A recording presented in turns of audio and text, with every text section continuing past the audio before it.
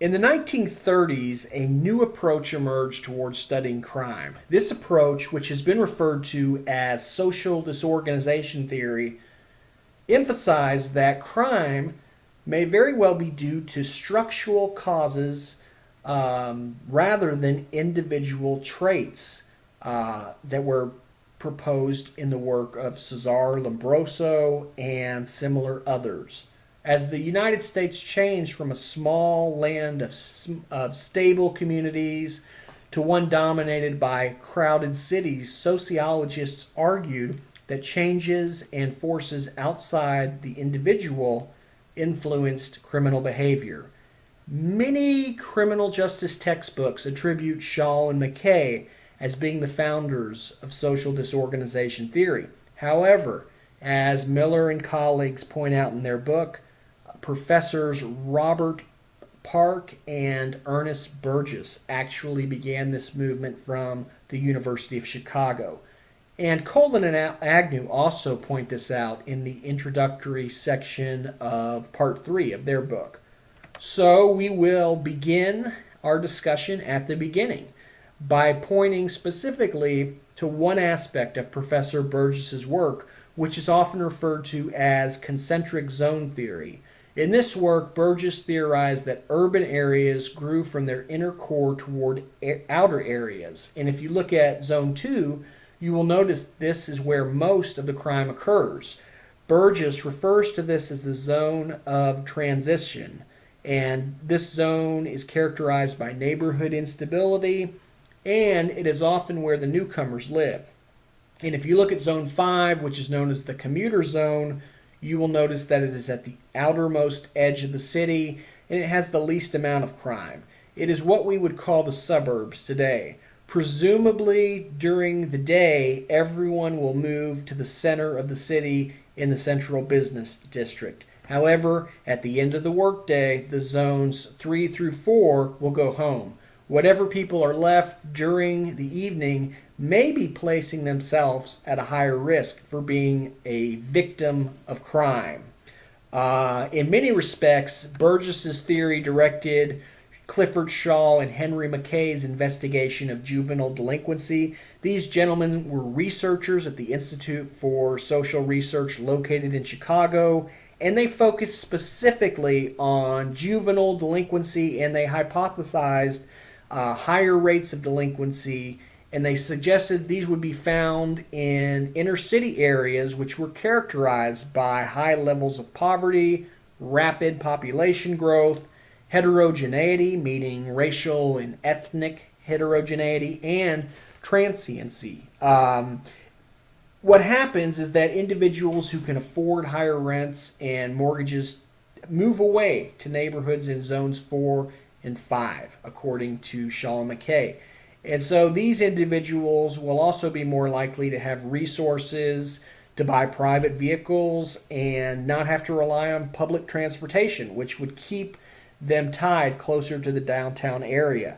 Keep in mind that this theory emerged shortly after the American automobile became popular and was quickly becoming a fixture in many middle-class homes throughout the country. Shaw and McKay tested their hypothesis by examining how measures of crime were distributed in the different zones of the city, and they used crime mapping, which is something that has become very popular in the last 10 years within the discipline of criminology. Of course, it is important to point out that these scholars did not have the advantages of computers, which researchers have today. So they mapped by hand, and they mapped the addresses of each delinquent that had some kind of contact with the CJ system, and they found that rates of crime by area remained similar regardless of the ethnic group that lived there. Thus, it was the characteristics of the area, not the people, that regulated levels of delinquency. In the same study, Shaw and McKay also found out that areas that were the most disadvantaged in relation to economic, social, and cultural values had the highest rates of delinquency. And they also found that in high-rate delinquency areas, competing and conflicting moral values had developed. This could include things such as the code of the streets, where inner city residents frown on cooperating with the police and they value things like toughness and excitement.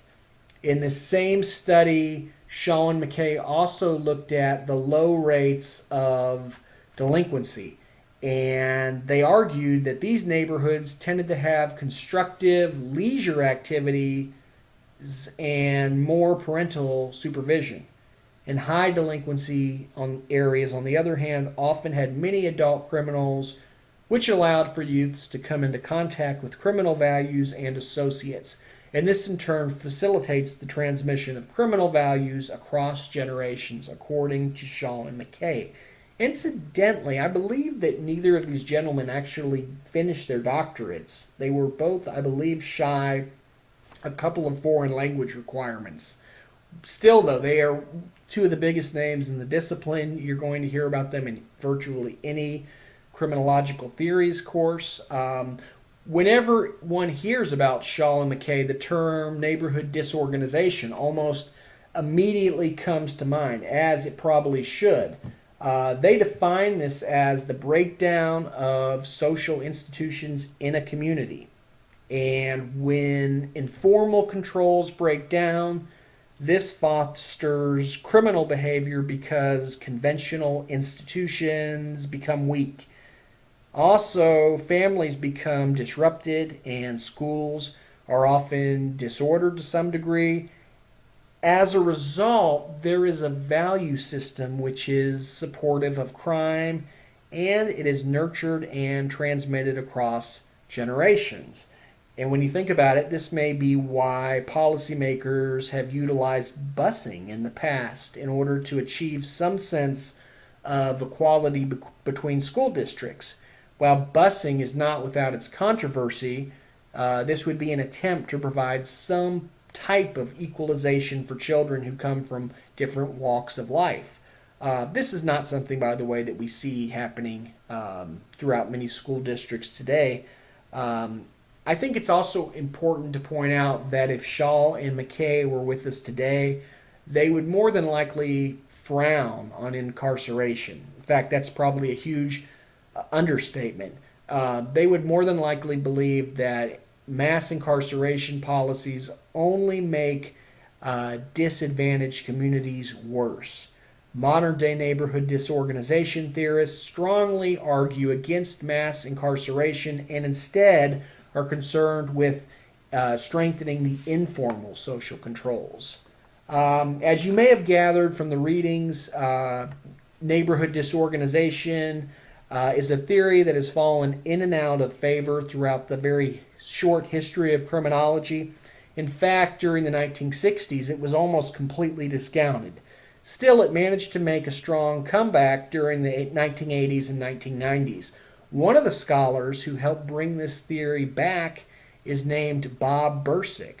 As a graduate student, he was in the library, the story goes, and he was looking for a place to smoke a cigarette. And he literally tripped over a pile of papers and looked at them, and they were old data related to neighborhood disorganization. And it piqued his interest. And a few years later, he and a colleague would go on to revitalize neighborhood disorganization theory by publishing an article in the peer-reviewed journal titled Criminology. And this work would influence the work of Robert Sampson and William Julian Wilson. These scholars have an article titled A Theory of Race, Crime, and Urban Inequality, which is in the Colin and Agnew book, and that's what I'm going to discuss now. If you look at the diagram, you will notice that Sampson and Wilson's theory is much like Shaw and McKay's. They essentially argue that structural conditions influence the culture in the community. And Sampson and Wilson also argue that in areas of concentrated poverty, people often live in social isolation and lack contact or interaction with individuals and institutions representing mainstream society. This results in restricted, legitimate opportunities and impaired communication. These authors add also a notion of cultural disorganization to the discussion. That's their term. And they posit that individuals in culturally disorganized neighborhoods may come to see crime or violence as a potential choice, which may even be unavoidable in some cases. And they also look at the issue of racial inequality, which is definitely a very important aspect of this theory.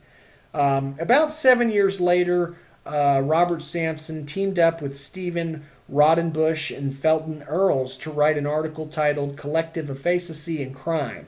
And in this piece, they were interested in both informal social control and social cohesion. The authors used a rather sophisticated multivariate statistical design.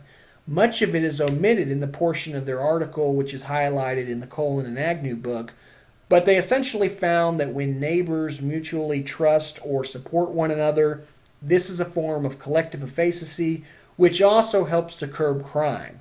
The authors also make the argument that communities which are low in collective aphasia cannot mobilize as a group to solve problems, and therefore they tend to have high crime rates.